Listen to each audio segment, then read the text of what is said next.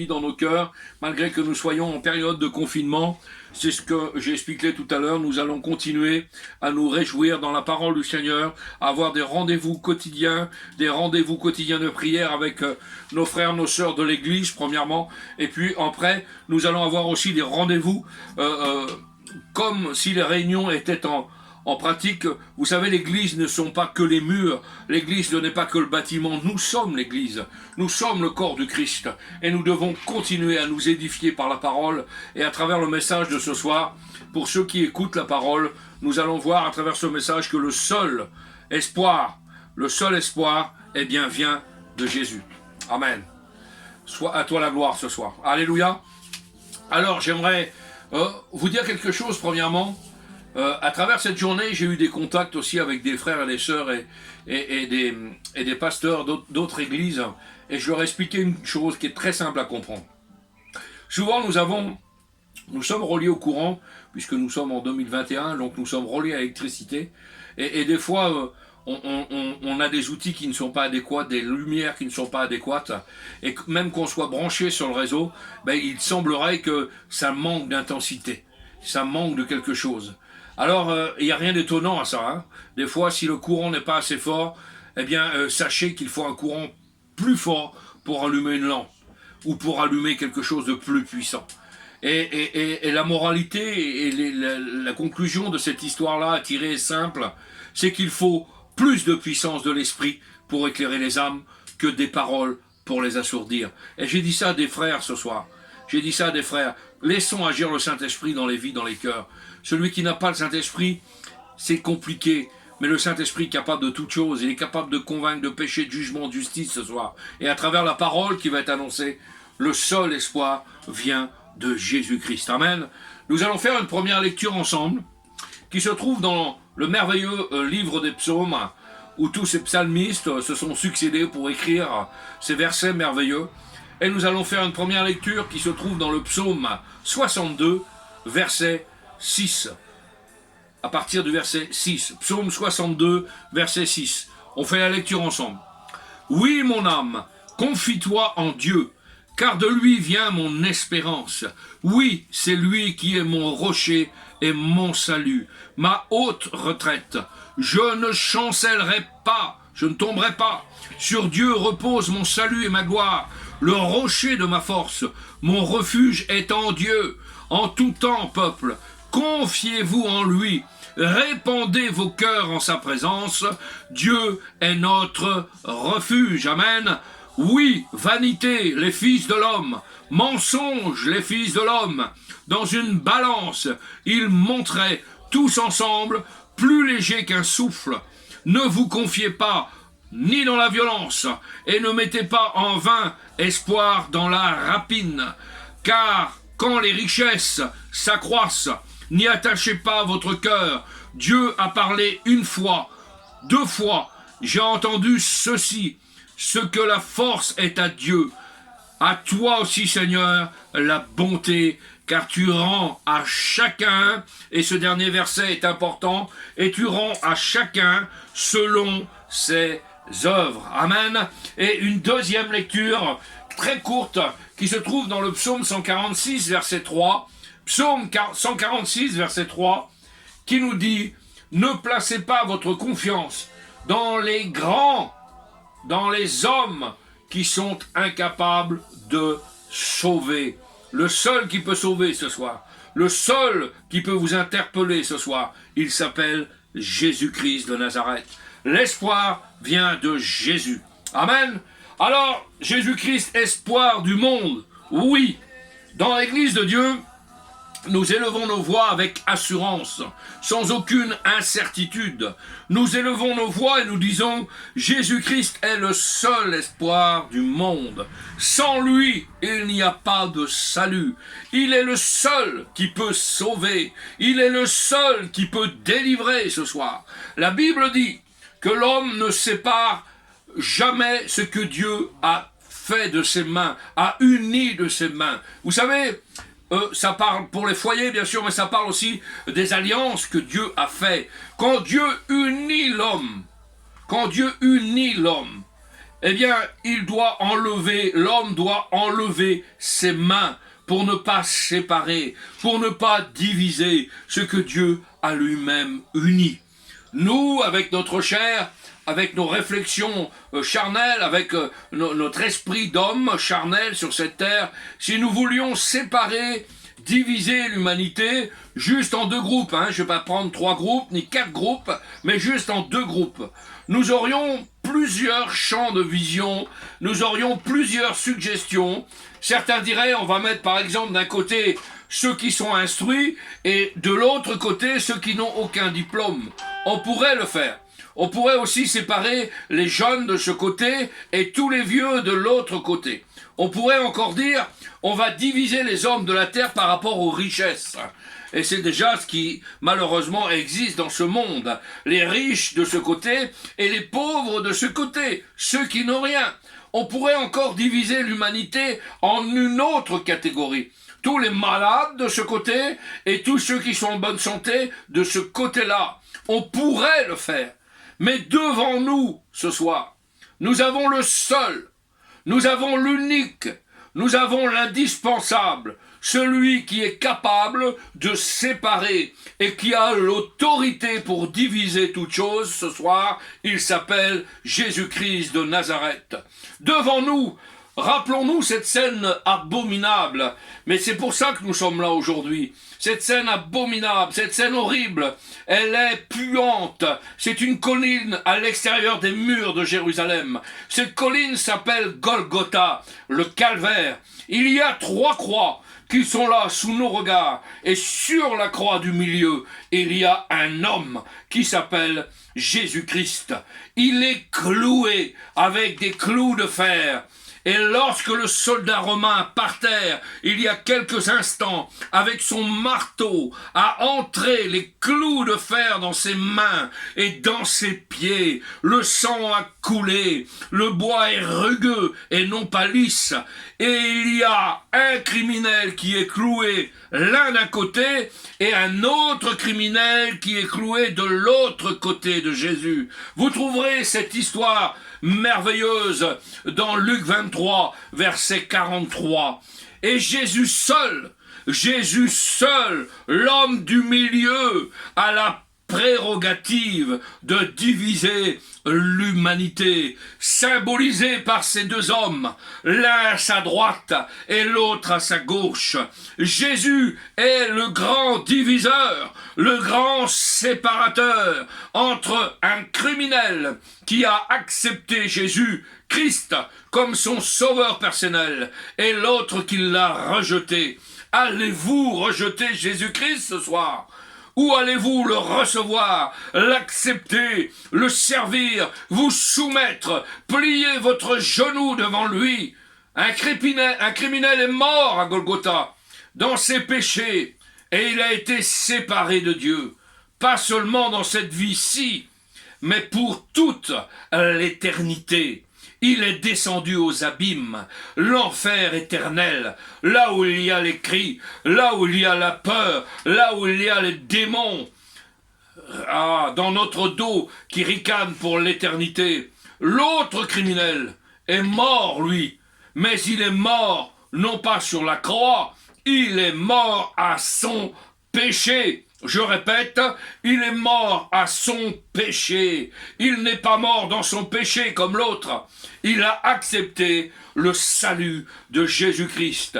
Il s'est tourné vers Jésus et il a dit, regardez cette phrase formidable, « Souviens-toi de moi quand tu entreras dans ton règne. » Il a parlé du règne. Ça veut dire qu'il a cru que l'homme du milieu était un grand roi. Il possédait un royaume. Quelle foi merveilleuse! C'est aussi grand que les mages qui sont venus apporter des cadeaux à l'enfant Jésus. Quelle foi! Quelle foi! C'est aussi grand qu'Abraham offrant son fils Isaac sur la montagne de Morija. Quelle foi! Souviens-toi de moi quand tu entreras dans ton règne. Et ce criminel a entendu ces paroles de Jésus, paroles accueillantes. Aujourd'hui même, tu seras avec moi dans le paradis. Aujourd'hui même, tu seras avec moi dans le paradis. Pas dans 1000 ans. Aujourd'hui même, tu seras avec moi.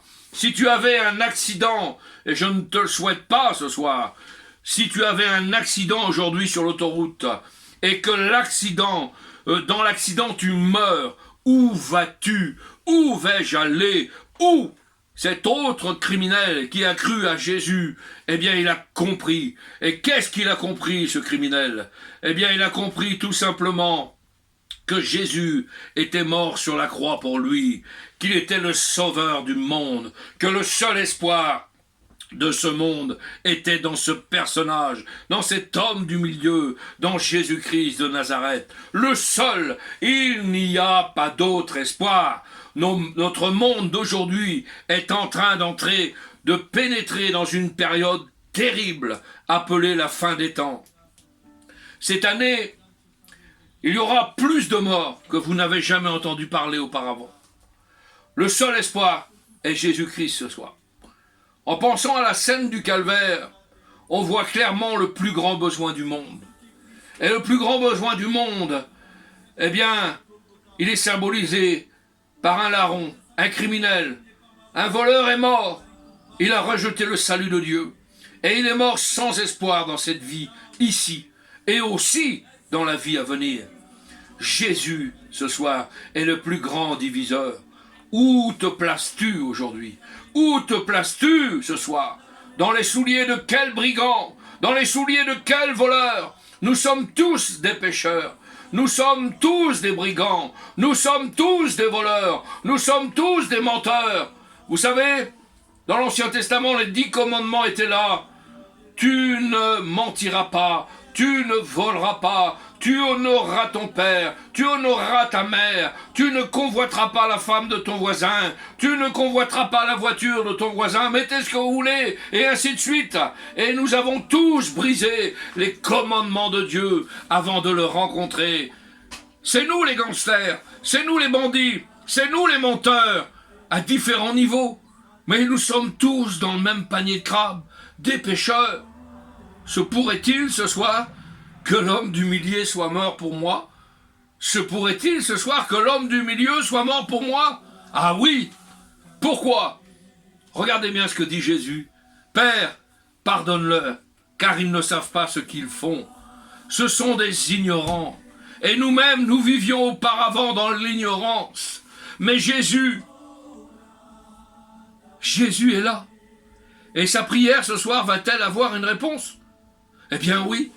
Est-ce que le Père va répondre à la prière de son Fils? Eh bien oui. Père, pardonne-leur. Aujourd'hui, on peut être pardonné. Ce soir, tu peux être pardonné. Ce soir, tu peux être sauvé. Savoir où nous allons, quelle importance capitale. Et ce n'est pas une histoire de religion, vous avez bien compris. Les pentecôtistes, les baptistes, les anabaptistes, les catholiques, les musulmans, les bouddhistes. Non et non et non. Tout ça vous mènera tout droit en enfer. Ce qu'il faut avoir ce soir est une relation avec le Sauveur. C'est ça dont vous avez besoin.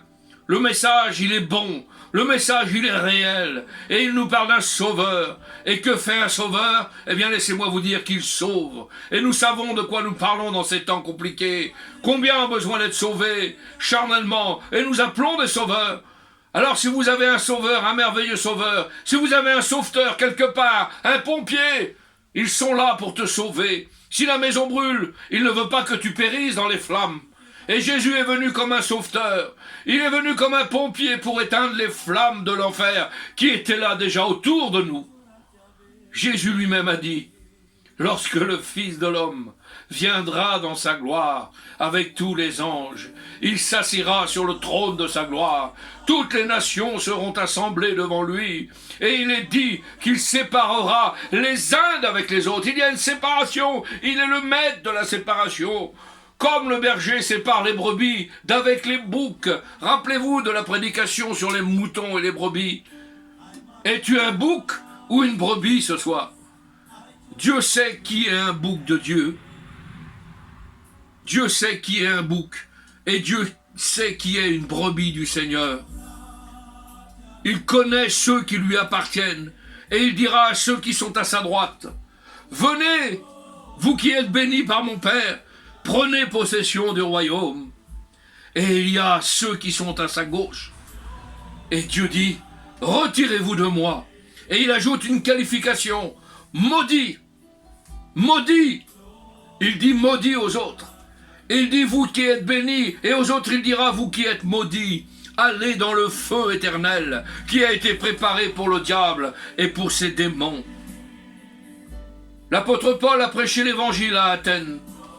Après avoir prêché, certaines personnes ont dit à Paul, « Excuse-moi Paul, et je le dis avec mon langage à moi, mais tu repasseras, hein. Les morts ressuscitent, tu repasseras. Voyons donc, cela n'a aucun sens, Paul. » Et ils se sont retirés, moqueurs, nous dit la parole. Mais il dit que d'autres s'attachèrent à Paul et à l'enseignement de Paul. Soyons attachés à Paul ce soir. Soyons attachés à l'enseignement doctrinal ce soir. En réalité, ils s'attachèrent à Jésus-Christ. Aux chrétiens d'Éphèse, l'apôtre Paul a reparlé et a rappelé leurs conditions avant d'avoir accepté le Seigneur. Et il leur a dit, vous étiez en ce temps-là sans Jésus-Christ, étrangers aux promesses. Les promesses n'avaient pas d'espoir pour nous, sans espérance, sans Dieu dans le monde. Et combien aujourd'hui sont comme ces personnes-là? Vous étiez en ce temps-là sans Jésus-Christ. Combien de personnes ne connaissent pas Jésus-Christ? Combien de personnes sont étrangères aux promesses? Combien de personnes sont sans espérance, sans Dieu dans le monde? Devant la mort, les chrétiens ont une joie. Et ils disent avec Paul, Christ est ma vie et la mort m'est un gain. Quand vous êtes capable de dire ça, vous avez un degré de conversion formidable. Vous ne pouvez pas dire la mort est un gain si vous n'arrivez pas à dire Christ est ma vie. Je répète, vous ne pourrez jamais dire la mort m'est un gain si vous n'arrivez pas à dire Christ est ma vie. Si vous dites l'argent est ma vie, si vous dites ma situation est ma vie, si vous dites mon diplôme est ma vie, si vous dites ma femme est ma vie, mes enfants c'est ma vie, eh bien sachez que Christ ne prendra jamais la deuxième place. Christ ne prendra jamais la deuxième place.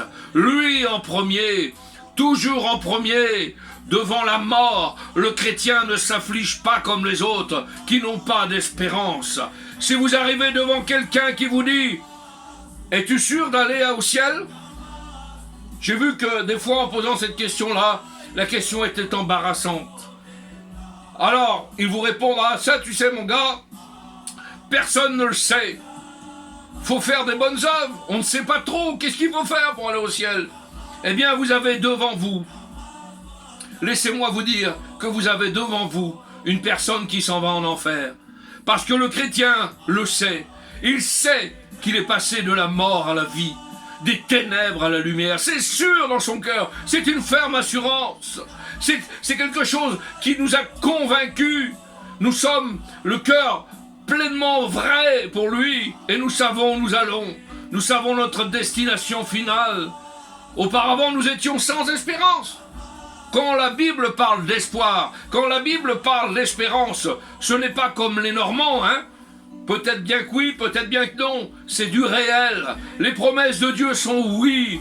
Nous avons lu le psaume 62. Oui, oui, oui. C'est affirmatif. Ce n'est pas une attitude incertaine. La Bible déclare clairement la situation de ceux qui n'ont pas Dieu, ceux qui avaient pour demeure les ténèbres et l'ombre de la mort, vivaient captifs dans la misère et dans les chaînes, enchaînés. L'espoir dans la Bible, c'est une attente confiante et nous l'attendons. Nous attendons ton retour, Seigneur. Pensez-vous que Jésus a dit « Je reviendrai » et qu'il ne reviendra pas? Pensez-vous qu'il dit « Je reviendrai » il ne reviendra pas? Il va revenir. Nous allons le voir. Nous pleurerons à ses pieds. Nous le verrons tel qu'il est. C'est une espérance que nous avons dans chacun d'entre nous, dans chacun de nos cœurs. Les promesses de Dieu sont oui et amen. Habakkuk, qu'est-ce que tu nous as déclaré? Habakkuk a dit, c'est une prophétie dont le temps est déjà fixé. C'est merveilleux. Elle marche vers son terme. Cela veut dire, elle marche vers sa finalité. Elle marche vers son exécution. Elle marche vers son accomplissement, cette prophétie. Et elle ne mentira pas. Si elle tarde, attends-la. Car elle s'accomplira certainement. La parole de Dieu est merveilleuse. L'espérance. La Bible nous dit, nous nous glorifions dans l'espérance de la gloire de Dieu. Je dis, si tu crois, tu verras la gloire de Dieu. Nous l'attendons. Cette espérance, cette promesse, nous l'attendons. Vous savez, Tite a dit dans sa parole, attendre la bienheureuse espérance et la manifestation de la gloire du grand Dieu, notre Sauveur Jésus-Christ. La foi, c'est quoi? C'est la ferme assurance des choses que l'on espère. C'est une démonstration des choses que l'on ne voit pas. Et pour l'avoir possédé, les anciens ont obtenu un témoignage favorable. L'espérance soutient le malheureux. Es-tu malheureux ce soir? Laisse-moi te dire que l'espérance va te soutenir. Dieu va agir, Dieu veut te bénir, Dieu veut te pardonner, Dieu veut te sauver. David a dit, oh si je n'étais pas certain de voir la bonté de l'Éternel sur la terre des vivants. Espère en l'Éternel. Il a dit, espère et fortifie-toi, que ton cœur soit ferme. Et espère, 2 fois il l'a dit, en l'Éternel. Avant que les chrétiens d'Éphèse viennent à Jésus-Christ, ils n'avaient absolument aucune espérance dans leur vie. Maintenant, nous pouvons dire, nous savons. Relisez chez vous le premier épître de Jean. C'est un merveilleux épître. Plus de 20 fois, il nous dit, nous savons, nous reconnaissons, nous connaissons que le chrétien n'est plus un ignare, il n'est plus un ignorant, il sait, c'est du certain. Il faut s'appuyer sur la parole de Dieu. Aujourd'hui, les hommes sans Dieu, qu'est-ce qu'ils font? Eh bien, ils cherchent des symboles de sécurité, de droite et de gauche. Sécurité dans les banques, sécurité dans eux-mêmes, sécurité dans des placements, sécurité dans des faux dieux, des fausses sécurités. Comme dans le temps de la Bible, ça n'a pas changé. Ils accumulent des choses au travers desquelles ils essayent de mettre leur confiance. Compte en banque, maison, immobilier, yacht, voiture. Et ils s'attendent que ces choses-là leur donnent une certaine sécurité. La seule sécurité chez Jésus-Christ ce soir. La Bible déclare que c'est Paul qui parle à Timothée et il dit « Recommande aux riches du présent siècle de ne pas être orgueilleux et de ne pas mettre leur espérance dans des richesses incertaines. » C'est très incertain. Mais nous, les chrétiens, nous, les convertis, nous, les disciples de Christ, nous avons une espérance dans le ciel. Belle ville de gloire, nous attendons son glorieux retour ce soir et nous attendons d'aller dans cette nouvelle Jérusalem. Seigneur, ça va être merveilleux, nous t'attendons ce soir. Alors Seigneur, à travers ces quelques paroles, j'aimerais qu'on puisse prier le Seigneur et que nous puissions continuer à élever nos voix devant le Seigneur et